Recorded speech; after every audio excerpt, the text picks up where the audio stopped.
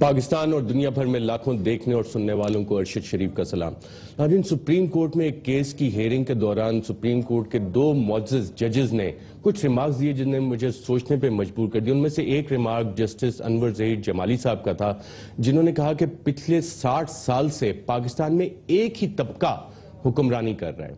دوسرا ریمارک تھا جسٹس عظمت سعید صاحب کا۔ انہوں نے کہا کہ پاکستان میں اتنی بدعنوانی ہو رہی ہے، اتنی کرپشن ہو رہی ہے کہ 5 کروڑ کی کرپشن کا کیس، کرپشن لگتی نہیں، بدعنوانی لگتی نہیں، اس سے بہت بڑے بڑے کیسز ہو رہے ہیں۔ جب ان چیزوں پہ غور کیا جائے اور آج کی کچھ ڈیولپمنٹ دیکھی جائیں تو لگتا ہے کہ ایک کارٹل ہے پورا، جیسے شوگر انڈسٹری ہے، اس میں آپ دیکھیں تمام بڑی سیاسی جماعتیں، اس میں بڑے بڑے سیاستدان، ان کی اپنی شوگر ملیں، لیکن جب بات ہوتی ہے کہ گنا کسان سے خریدنا ہے، اس کی پرائس مینیپولیٹ ہوتی ہے۔ آج سندھ اور پنجاب کے بڑے بڑے شوگر انڈسٹریلسٹ بیٹھ کے انہوں نے قیمت فکس کی جو کہ پچھلے سالوں سے کم تھی، لیکن آپ بازار میں چینی لینے جائیں تو آپ کو 60 روپے، اسلام آباد کا آج کا ریٹ بتا رہا ہوں، نقد پہ 60 روپے ملے گی، اور اگر ادھار پہ آپ نے چینی لینی ہے 1 کلو تو 65 روپے ملے گی، لیکن کسان کو جو انہوں نے قیمت دینی ہے وہ کم کی جا رہی ہے۔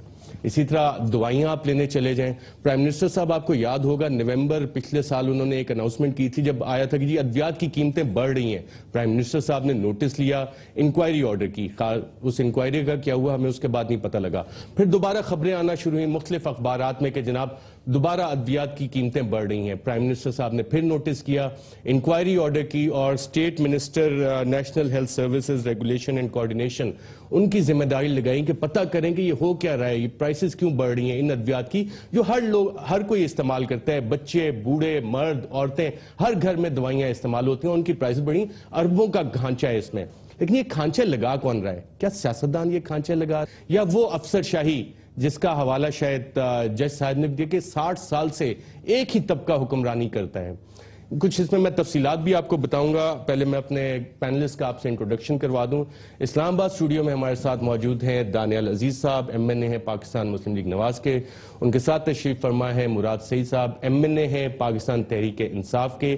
لاہور اسٹوڈیو سے ہمیں جوائن کریں doctor Muhammad Usman, young pharmacist ایسوسی ایشن کے سرپرست ہیں، اور منسٹر آف اسٹیٹ سائرہ افضل طاہر صاحبہ نے وعدہ کیا ہے کہ ہمیں فون لائن پہ جوائن کریں گی۔ ناظرین، جب آپ ہیلتھ اس منسٹری کی طرف نظر دوڑاتے ہیں اور پرائم منسٹر صاحب کے احکامات کے بعد انکوائری ہوتی ہے تو دیکھتے ہیں کہ ان میں چند افسران کے نام آتے ہیں۔ ایک صاحب ہیں ڈاکٹر جہانزیب خان اورکزئی۔ جب ان کے بینک اکاؤنٹس ہم نے دیکھنے شروع کیے تو پتہ لگا کہ ملٹیپل بینک اکاؤنٹس ہیں ان صاحب کے پاس، اور ان میں جب یہ ڈیسیژنز ہو رہے تھے ان سے چند دن پہلے کروڑوں روپے کی ٹرانزیکشنز ہوتی ہیں۔ ایک ان کا اکاؤنٹ جو ہے وہ بارکلے بینک میں ہے جس میں برٹش پاؤنڈز میں ٹرانزیکشنز ہوئیں، کچھ لوکل اکاؤنٹس ہیں جس میں کروڑوں کی ٹرانزیکشنز ہوئیں۔ ہوتا کیا ہے، انکوائریز ہوتی ہیں، ایف آئی اے بھی تحقیقات کرتی ہے، مختلف اور تحقیقاتی ادارے، اور ان صاحب کو پھر 2 سال کی چھٹی پہ بھیج دیا جاتا ہے۔ صرف چھٹی پہ نہیں بھیجا جاتا، ساتھ یو ایس ایڈ کی اسکالرشپ بھی ان کو ملتی ہے، اور آج کل وہ 2 سال کی چھٹی پہ باہر ہیں۔ ایک اور بہت بڑا نام آتا ہے جب پرائس ریگولیشن کی بات آتی ہے، بہت کمپیٹنٹ افسر انہیں کہا جاتا ہے، منسٹر صاحبہ نے بھی ان کی ریکمنڈیشن کی کہ جناب ان کو ہی یہاں پہ لگانا ہے۔ ان کا نام ہے اسد حفیظ صاحب، اور اسد حفیظ صاحب کے اگر آپ کو یاد ہو ایک ایفیڈرین کیس چلا تھا، اس میں صاحب 6 ماہ جیل میں بھی رہے تھے، اور اس کے بعد ڈیفرنٹ امپورٹنٹ اپوائنٹمنٹس ان کو ملتی رہیں۔ ایسی کیا وجہ ہے کہ ہیلتھ منسٹری میں اور کوئی جو ministry of national health services ہے اور ریگولیشن اینڈ کوارڈینیشن، اس میں اور کمپیٹنٹ لوگ نہیں ہیں جو ڈرگ ریگولیٹری اتھارٹی کو ہیڈ کر سکیں، جو نیشنل ہیلتھ سروسز میں ڈائریکٹر جنرل کی پوسٹ پہ آ سکیں، یا ہیلتھ سروسز اکیڈمی کے ایگزیکٹو ڈائریکٹر لگ سکیں؟ دانیال عزیز صاحب، پرائم منسٹر صاحب نے تو انکوائری آرڈر کر دی تھی، آپ کو کچھ پتہ لگا پارلیمنٹ کو سامنے وہ آئی انکوائری کہ جناب یہ انکوائری ہوئی، یہ اس کے ریزلٹس آئے؟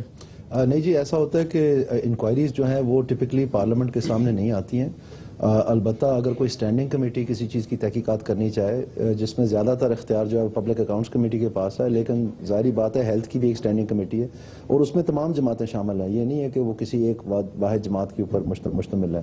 تو اس میں اکثر و بیش ان کو اختیار ہے کہ وہ بلا سکتے ہیں افسروں کو، ان سے تحقیقات پوچھ بھی سکتے ہیں، کسی ریٹن کمپلینٹ کے اوپر rules of business national assembly کے تحت اگر ان کے پاس موصول ہوتی ہے تو اس کے اوپر وہ کارروائی کر سکتے ہیں، یہاں تک کہ ان کی جو ریکمینڈیٹری اتھارٹی ہے وہ پارلیمنٹ کے سامنے بھی لا سکتے ہیں اگر وہ اتنا بڑا ایشو ہے کہ اس کے اوپر سٹنگ میں کوئی ریزولوشن پاس کرنی ہو یا اس طرح کی چیز کرنی ہو. تو اس طرح سے ہے, لیکن میں ہیلتھ کی اسٹینڈنگ کمیٹی پہ نہیں ہوں, اس لیے اس ایگزیکٹ کیس کا مجھے نہیں پتا. میں فائنانس کمیٹی پہ ہوں اور فورن افیئرز کمیٹی پہ ہوں. کیا کسی اور سرکاری افسران کی اس طرح کی انکوائری رپورٹس وغیرہ پارلیمنٹ میں ہوئی ہیں آپ کے ساتھ اس پچھلے 1 سال کے عرصے میں, تقریباً 1.5 سال کے عرصے میں؟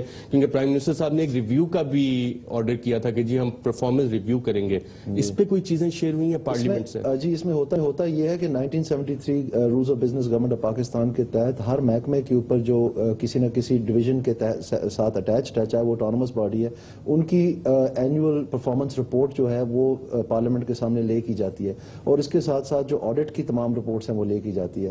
لیکن اور اصولی طور پر ان رپورٹس کے اوپر پھر اسٹینڈنگ کمیٹی میں وہ ریفر ہو کے وہاں پر اس کے اوپر بحث موازنہ, اور اگر اس میں کوئی ایسے نکات ہیں یا اس کو آگے بڑھانے کے لیے اگر کوئی ایسی کڑی نظر یا اکاؤنٹیبلٹی کی ضرورت ہے تو وہ پھر وہ اسٹینڈنگ کمیٹی کرنے کی مجاز ہے.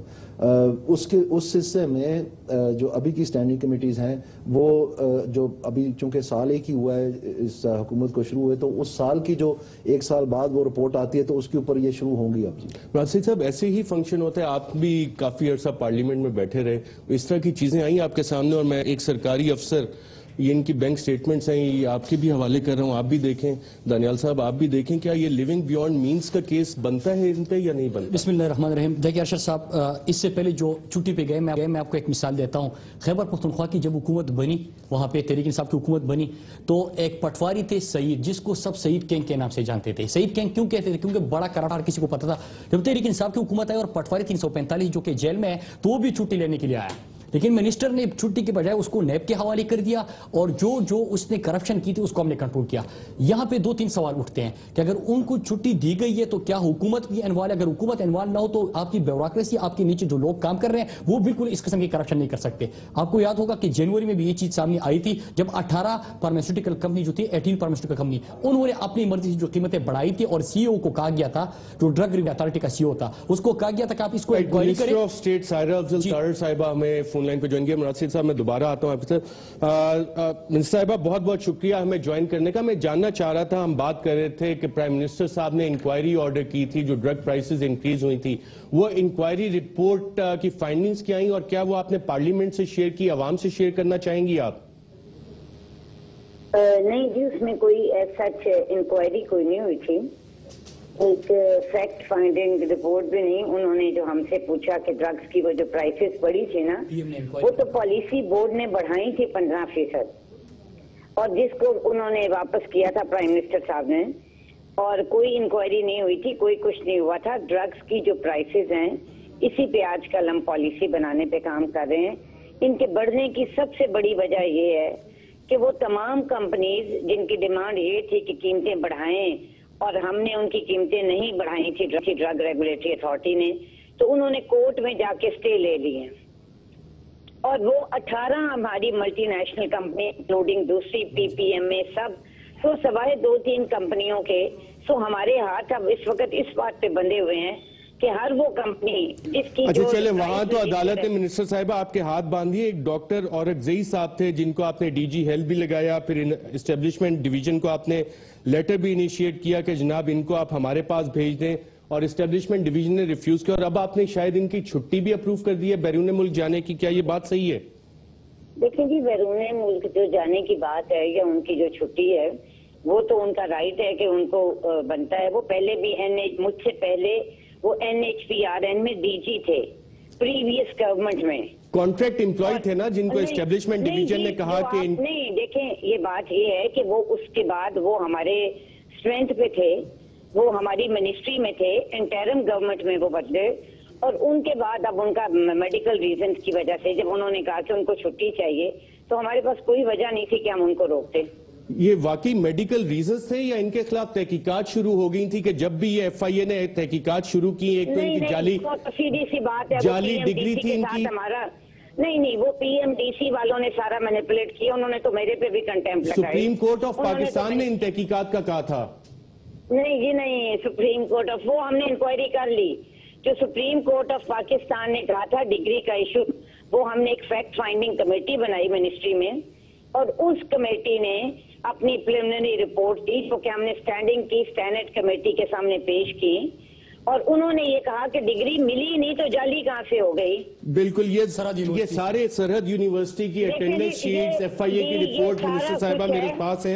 اچھا چلیں، آپ یہ بتائیں مجھے، ان کے اکاؤنٹس میں کروڑوں روپے کی ٹرانزیکشنز ہیں، میں نے سٹیٹمنٹس بھی دکھائی ہیں، یہ آپ کے علم میں ہے کہ جب یہ پرائسز بڑھنے کا ڈیسیژن ہو رہا تھا اس سے 15-20 دن پہلے کروڑوں روپے ان کے اکاؤنٹس میں ٹرانسفر ہوئے؟ میری بات سنیں، فار یور کائنڈ انفارمیشن، جو ڈی جی ہوتا ہے یا ٹیکنیکل ونگ ہوتا ہے اس کا پرائسز سے کوئی کنسرن ہی نہیں ہوتا۔ آپ اتنے بڑے اینکر ہیں اور ٹی وی پہ پروگرام کر رہے ہیں، آپ پہلے یہ تو دیکھیں، اس کو تو ڈیلی ایڈمنسٹریشن سائڈ کرتی ہے، پرائسز کا کوئی تعلق ہی نہیں ہے، نہ ڈی جی سے نہ ڈیپٹی ڈائریکٹر سے۔ سیکرٹری منسٹری کا، اس کا پالیسی بورڈ کا ممبر ہے، اس کا ٹیکنیکل ونگ کا کوئی عمل دخل ہی نہیں ہے۔ اچھا، ان کو ایڈمنسٹریٹو چارج دیا تھا آپ نے ڈرگ ریگولیٹری اتھارٹی کا؟ بالکل بھی نہیں دیا تھا، کبھی بھی نہیں دیا تھا۔ پولیو کا پروگرام کا بھی ان کو چارج دیا گیا تھا؟ بالکل بھی نہیں دیا تھا۔ آپ کیا باتیں کرتے ہیں؟ پہلے آپ اپنی انفارمیشن، جو لوگ آپ کو یہ انفارمیشن دیتے ہیں، آپ پہلے ان سے تو صحیح کرائیں۔ منسٹر صاحبہ، یہ تو وہ انفارمیشن ہے جو کہ سرکاری دستاویزات میں میرے سامنے پڑی ہے، پی ایم ڈی سی کے لیٹرز ہیں، ایف آئی اے کی تحقیقاتی رپورٹ ہے پوری، اور یہ پورا ان کا ریکارڈ ہے جو جعلی ڈگری کا کیس ایف آئی اے نے ان کا تحقیقات کیا۔ جی نہیں، ایف آئی اے نے نہیں کیا تھا، آپ پہلے غور سے سنیں۔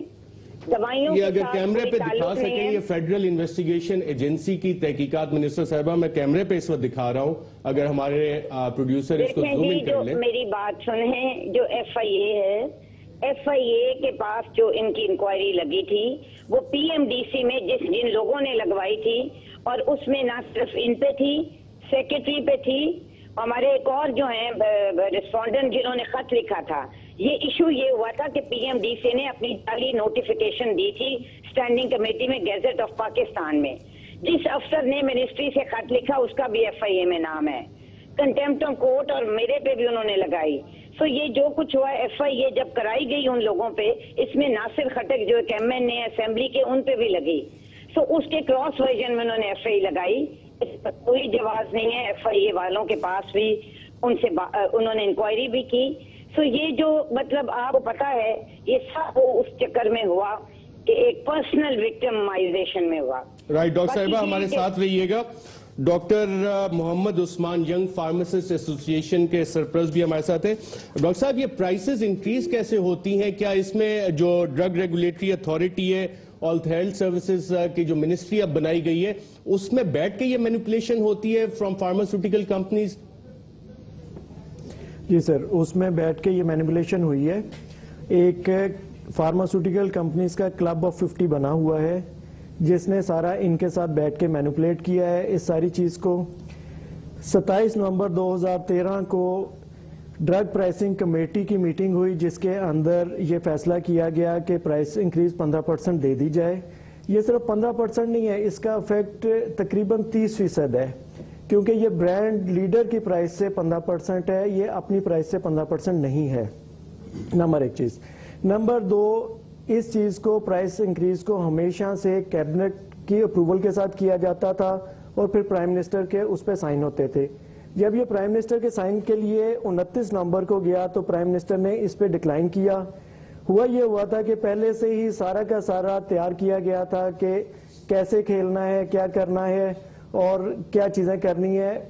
29 نومبر والا جو پرائم منسٹر کا آرڈر ہے اور اس کے بعد یہ 27 نومبر 2013 کا جو سا نوٹیفیکیشن تھا اس کے کینسلیشن والے پہ آج تک کام نہیں ہوا۔ 27 نومبر والا امپلیمنٹ ہو گیا اور اس پہ کام ہوا۔ جو منسٹر صاحبہ فرما رہی ہیں پالیسی بورڈ اللیگل ہے، ڈرگ پرائسنگ کمیٹی اللیگل ہے۔ 12 نومبر 2012 کو ڈریب ایکٹ 2012 آیا جس کی جونسا ہے سیکشن 4 کے مطابق irrevocable آپشن ہے سارے کے سارے امپلائیز کے لیے کہ وہ 30 ڈیز کے اندر سول سروس چھوڑ کے پبلک سروس جوائن کر لیں اور ڈریب کو جوائن کر لیں۔ آج تک یہ تو وہ صرف ریگولیشنز ایک ہوگی. میں employee ہے. ان کی طرف بھی آتا ہوں, میں اس بنیادی سوال کی طرف آتا ہوں. ایک امپلائی ہے مراد صاحب آپ نے بینک سٹیٹمنٹس دیکھی اور یہ اس سے کورسپونڈ, ڈاکٹر صاحب میں 1 منٹ آ رہا ہوں, اس ٹائم پیریڈ سے کورسپونڈ کر رہی ہیں جو آپ کے سامنے ہے ڈیٹیلز, اور پروڈیوسر صاحب اس کو اسکرین پہ بھی دکھا دیں, جب یہ ڈیسیژنز لیے جا رہے تھے ایک افسر کے بینک اکاؤنٹ میں, یہ جسٹیفائی ہوتے ہیں کروڑوں روپے کی ٹرانزیکشنز؟ دیکھیں ایک طرف تو منسٹر صاحبہ کہہ رہی ہے کہ 18 کمپنیاں تھی, تو کس طرح ہو سکتا ہے؟ ڈرگ ریگولیٹری اتھارٹی آپ کی موجود ہے, حکومت کے بغیر کس طرح 2-3 کمپنیاں کچھ اٹھا کے وہ کہتے ہیں کہ ہم نے پرائس 15% انکریز کر دیا. ابھی جو ہمارے ینگ ڈاکٹرز فورم کے جو ہے ڈاکٹر عثمان صاحب وہ بات کر رہے تھے 27 نومبر کو جب میٹنگ ہوتی ہے اور وہ نوٹیفیکیشن جاری کر دیتے ہیں 15% انکریز کا, تو پرائم منسٹر صاحب اس کے اوپر ایکشن لیتے ہیں. کمیٹیز یہ کہہ رہے ہیں کہ کمیٹیز نہیں بٹھائی گئی تھی, انکوائری کمیٹی بٹھائی گئی تھی, یہ جنوری سے شروع کی, پھر اپریل میں جب وہ جاتے ہیں ہائی کورٹ, اور پرائم منسٹر صاحب نے یہ بھی کہا تھا کہ اپنی ڈرگ ریگولیٹری اتھارٹی کو انہوں نے ڈائریکشن دی تھی کہ جلد از جلد آپ اس کے اوپر ایکشن لیں اور اس کیس کو جلدی نمٹائیں تاکہ یہ معاملہ حل ہو جائے. لیکن چند سوال اٹھتے ہیں کہ 5 کروڑ اگر کسی کے اکاؤنٹ میں آتے ہیں اور اس کی ڈگری بھی جاری ہے, اس کے اوپر سوال یہ نشان ہے کہ سرحد یونیورسٹی سے اس نے پڑھا, کس طرح پڑھا, کیا چیزیں ہیں اس کے اوپر, اور اس کے بعد آپ چھٹی بھی ان کو دیتے ہیں. 5 کروڑ ایک کے اکاؤنٹ میں آ رہے ہیں, 7 کروڑ دوسرے کے اکاؤنٹ میں آ رہے ہیں. تو اس کا مطلب کیا ہے؟ یا تو ہماری جو منسٹری ہے وہ خود ان لوگوں کے ساتھ جو قیمتیں بڑھا رہی ہے, جو حکومت کی بات بھی نہیں مان رہے اور سٹینڈرڈز وغیرہ لیے جا رہے ہیں, یا تو ان کو لیگل جو طریقہ کار ہے یہ خود بتا رہے ہیں, سمجھا رہے ہیں. کیونکہ سوال تو اٹھتے ہیں ذہنوں میں کہ آپ لوگوں کو زخم تو دیتے ہیں لیکن مرہم جو لوگ خود اپنے لیے ڈھونڈتے تھے آپ مرہم بھی چین رہے ہیں اور اس کے اوپر ان کو چھٹی بھی بھیج رہے ہیں, اسکالرشپ بھی دے رہے ہیں. تو وہ اوپر سے جو سوال اٹھ رہے ہیں میرے خیال سے بڑی کنفیوژن ہے. اور یہ اصل مسئلہ پاکستان کا یہ ہے کہ لائلٹی کی بنیاد پہ ہم لائلٹی کو دیکھتے ہیں, ہم اپنی ذاتی تعلقات کو دیکھتے ہیں, اور اس کے ساتھ ساتھ کرپشن ہو رہی. تو جب تک آپ کی منسٹری, جب تک آپ کی اتھارٹی, جب تک آپ کی گورنمنٹ اس میں ملوث نہ ہو تو تب تک یہ نہیں ہو سکتا. اتنے اگر اس سے کیا ثابت ہوتا ہے کہ کسی کے اکاؤنٹ میں اگر 5 کروڑ آ رہا ہے اور انہی دنوں میں آ رہا ہے جب یہ باتیں ہو رہی ہے, دوسرا 7 کروڑ آ رہے ہیں, کسی کے اکاؤنٹ میں 4 کروڑ آ رہے ہیں, تو یہ کہاں سے آ رہے ہیں ان کے بینک اکاؤنٹس, اور اوپر سے بھاگ جاتے ہیں. اور بھاگ کیسے جاتے ہیں کہ اسکالرشپ بھی دیتے ہیں. ناظرین یہاں پہ ہم ایک وقفہ لیں اور وقفے کے بعد اگر منسٹر صاحب ہمارے ساتھ ہیں تو یقین اس پہ ہی بات کریں گے, اور ساتھ کچھ مشرف ٹرائل کے حوالے سے حکومت ایک امپریشن آ رہا ہے کہ ڈیفرنٹ آپشنز پہ غور کریے, جس میں ایک آپشن یہ ہے کہ شاید اپیل میں نہ جایا جائے, اس کورٹ کو اسپیشل کورٹ کو ڈسبینڈ کر دیا جائے, اور ساتھ ساتھ کچھ پاکستان تحریک انصاف کے ساتھ جو مذاکرات کا عمل ہے اس پہ بھی بات کریں گے ایک وقفے کے بعد.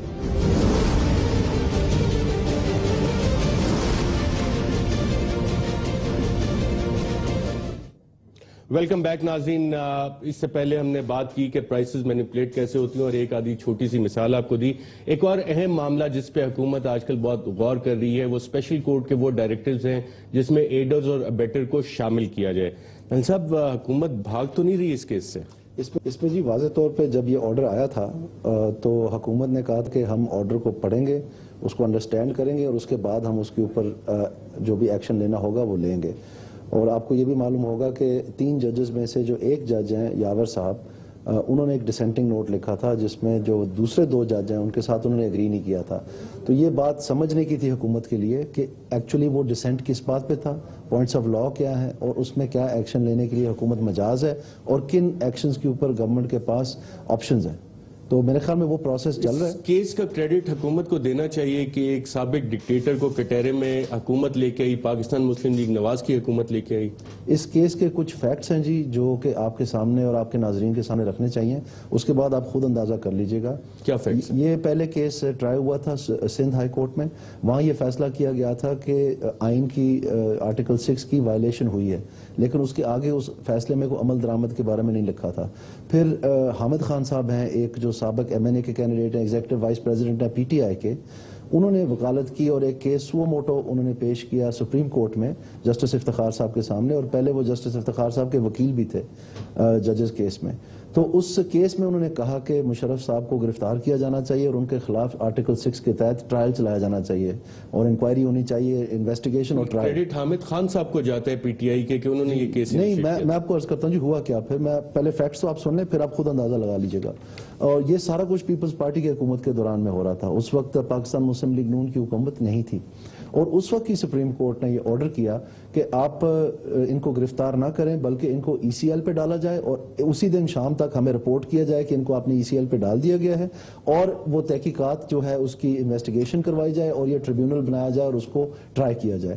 یہ اس وقت کی پیپلز پارٹی کی حکومت کے دوران مشرف صاحب کے پاکستان واپس آنے سے پہلے سینٹ کا غالباً مارچ کی 23 تاریخ کو ایک مشترکہ یعنی یونینمس ریزولوشن انہوں نے پاس کی کہ جیسے ہی وہ پاکستان میں تشریف لائیں گے تو ان کو گرفتار کر لیا جائے.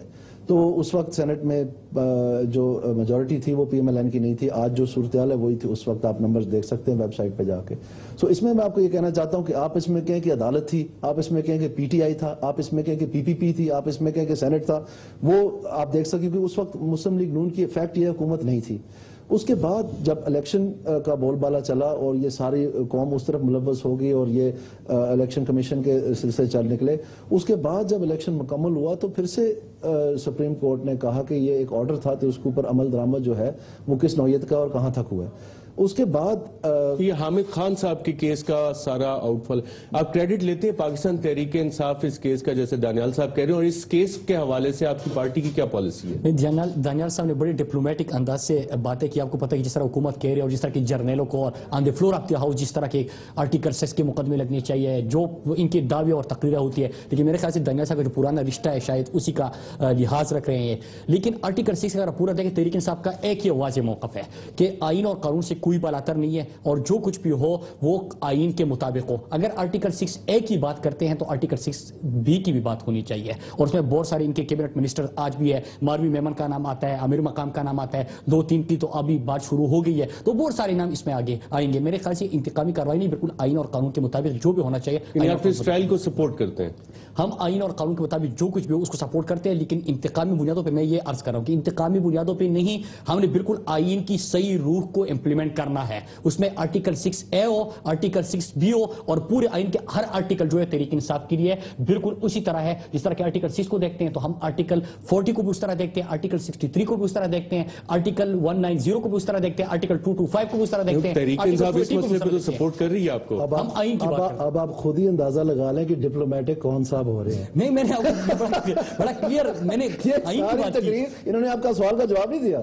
دے دیا کہ سپورٹ کرتے ہیں حکومت کو سپورٹ کرتے ہیں. میں نے بالکل کہا, میں نے کہا کہ آئین اور قانون کے مطابق ہونا چاہیے. آپ کا سوال کا جواب نہیں. دیکھیں یہ مقدمہ آئین اور قانون کے مطابق نہیں بنا. میناکاری دیکھیں, میناکاری دیکھیں. اب ایک جملہ, جب دوسرے پاؤں پہ جوتا آتا ہے تو پھر آپ میناکاری دیکھیں. میں نے بڑے اچھے انداز میں نے ان کو صرف دکھایا, حکومت میں یہ ہے, میں نے ان کو صرف دکھایا کہ آرٹیکل 225 ہم ٹریبیونل بھی جاتے ہیں. آرٹیکل 63 اگر مس یوز آف پاور ہو رہا ہے, 1973 رولز آف بزنس وائلیشن ہو رہی ہے پرائم منسٹر صاحب جب اشتہارات دے رہے تحریک انصاف کے خلاف, یہ رولز آف بزنس کے خلاف ہو رہے ہیں. میں ساری بات کر رہا ہوں ہر چیز بالکل آئین کے مطابق ہونا چاہیے, اور آپ کے ساتھ جو کیبنٹ میں موجود ہے ان کا بھی ہونا چاہیے. تو جو آپ کے ساتھ سٹیج پہ موجود ہے میں تو کہہ رہا ہوں کہ سب کا, کوئی بھی ہو کہ سب کا ہونا چاہیے, آئین سے کوئی بالاتر نہیں. ارشد صاحب میں ایک بہرحال یہ میں بڑی خوشی ہوئی مجھے اس بات کی, اس پہ تو سپورٹ آپ کو. ایک منٹ میں آپ کو بتانا, مجھے بڑی خوشی ہوئی اس بات کی کہ آپ کے سامنے جب فیکٹس رکھے ہیں تو آپ کی معلومات میں بھی اضافہ ہوا ہے, میرے بھائی کے بھی معلومات میں اضافہ ہوا ہے. میں نے ان کو کہا کہ یہ مشرف پرانا ان کا رشتہ ہے, میں ایک آپ کو سابق وزیر اعظم شوکت عزیز صاحب کا بیان جو 4 نومبر 2007 کو انہوں نے دیا تھا, ایک پریس کانفرنس کی تھی, کیا تھا آئیے سنتے ہیں. We have been deliberating on this issue for some time, and there is nothing which triggered the current date except that we were looking at how we could address the security situation and address the harmony between the various stakeholders which run the country. So the emergency, today's emergency or yesterday's emergency is extra constitutional. So that measure was taken after deliberation, and as the President said in his speech yesterday, he consulted everybody, all stakeholders, lengthy deliberations. اور دانیال صاحب آپ کو اگر یاد ہو 1996 میں ایک ججز case آیا تھا جس میں کنسلٹیشن, جو اس وقت کے وزیر اعظم ایک لفظ استعمال کریں گے, پریزیڈنٹ کنسلٹڈ ایوری ون, جو وزیر اعظم سے بھی وہ کہہ رہے ہیں کنسلٹ کرتے ہیں, اور 1996 کی ججمنٹ میں بڑا واضح لکھا ہوتا ہے کہ جب یہ کنسلٹیشن ہوتی ہے تو یہ میننگ فل ہونی چاہیے. تو یہ میننگ فل کنسلٹیشن تھی یا ربڑ اسٹمپ پرائم منسٹر تھے؟ میرے خیال میں جو فریقین ہے جی, آج میں نے سٹیٹمنٹ پڑھی ہے شوکت عزیز صاحب کی جس میں انہوں نے ویٹیکن میں غالباً جو بیان دیا تھا اس کو انہوں نے واپس لیا ہے, لیکن دیکھیں سٹیٹمنٹس اپنی جگہ ہے, پریس میں ہزاروں آئے, لاکھوں آئے, ہمیں تو اس دن پتہ چلے گا جب کورٹ میں ان کی سٹیٹمنٹ جائے گی, تو ہم اس کا انتظار کریں, اس کو پڑھیں گے انشاءاللہ اور دیکھیں گے کیا کہتے ہیں.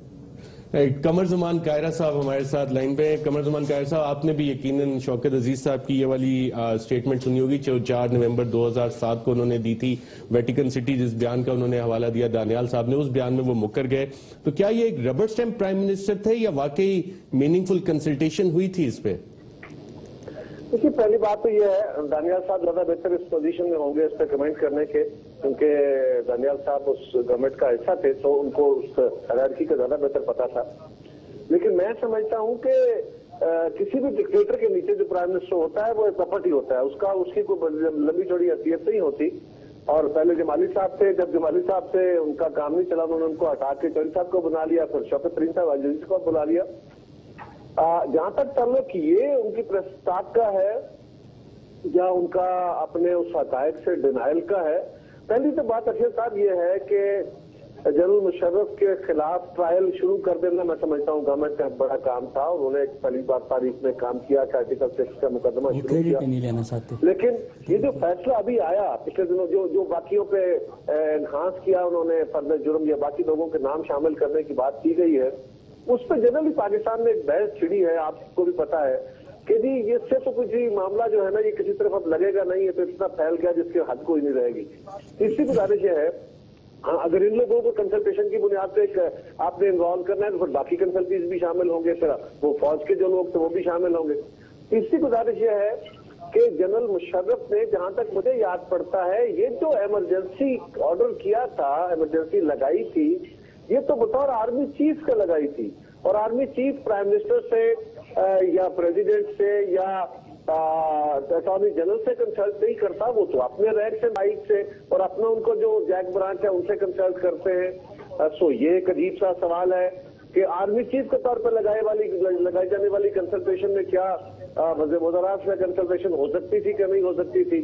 اب انہوں نے 2 کیپ پہنے ہوئے تھے لیکن جو نوٹیفیکیشن آفیشیل جاری ہوا وہ کیونکہ آرمی چیف کے طور پر ہوا تھا، لہٰذا میں سمجھتا ہوں کہ یہ تو ایک عجیب سا مخمصہ ہے. انٹرسٹنگ. قاہرہ صاحب، میں ایک سوال جو میں نے مراد سعید صاحب سے بھی پوچھا تھا آپ سے بھی جاننا چاہ رہا ہوں، کیا پاکستان مسلم لیگ نواز کی حکومت کو اس ٹرائل کے حوالے سے پاکستان پیپلز پارٹی سپورٹ کر رہی ہے؟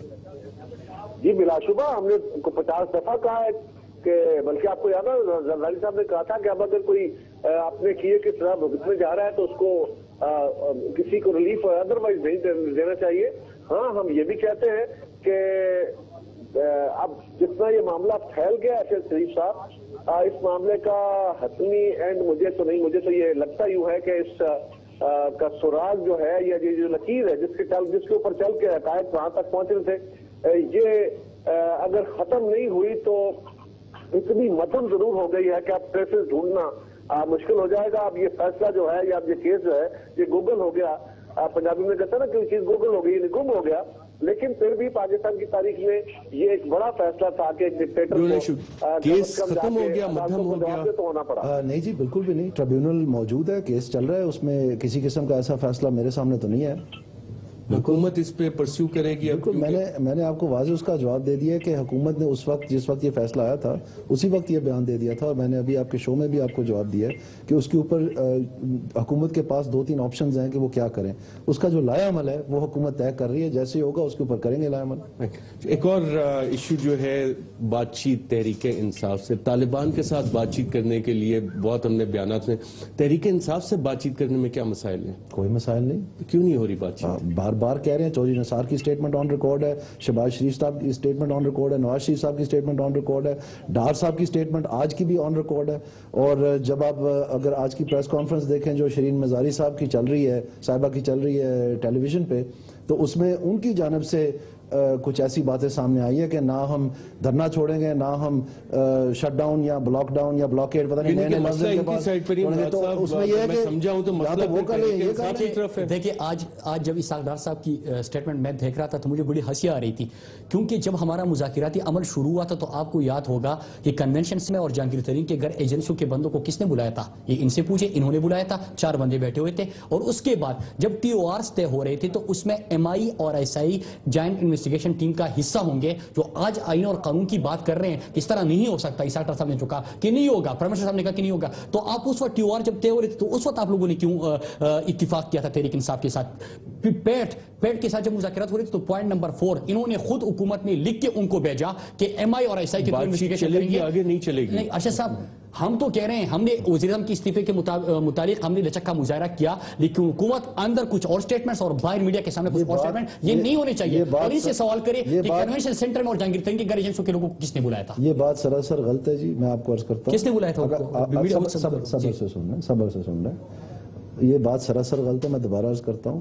اس میں جو بات دیکھنے کی ہے وہ یہ ہے کہ عمران خان صاحب نے جب بہاولپور جا کے اپنی تقریر کی تھی ان جلسوں کے دوران, تو اس میں انہوں نے کہا کہ یہ جو کیس تھا جس کو اصغر خان کیس سے جانا جاتا ہے, جس میں سیاستدانوں کو ایک DG ISI نے جا کے بیان دیا سابق نے کہ یہ پیسے بانٹے گئے تھے, تو ان کو جو ہے اس کیس کو چلانا چاہیے, اس کا فیصلہ نہیں آ رہا ہے, وہ قلم بند کیا ہوا ہے فیصلہ.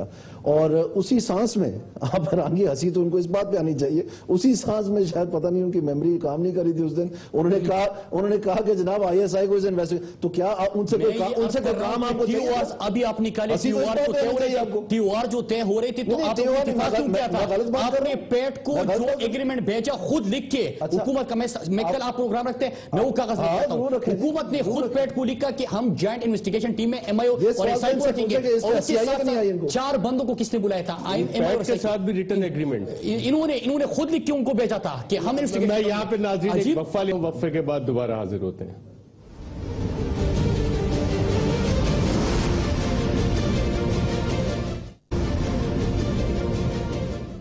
ویلکم بیک ناظرین. قمرزمان قائد صاحب, میں آپ سے جاننا چاہوں گا آپ کو مستقبل کیا نظر آ رہا ہے؟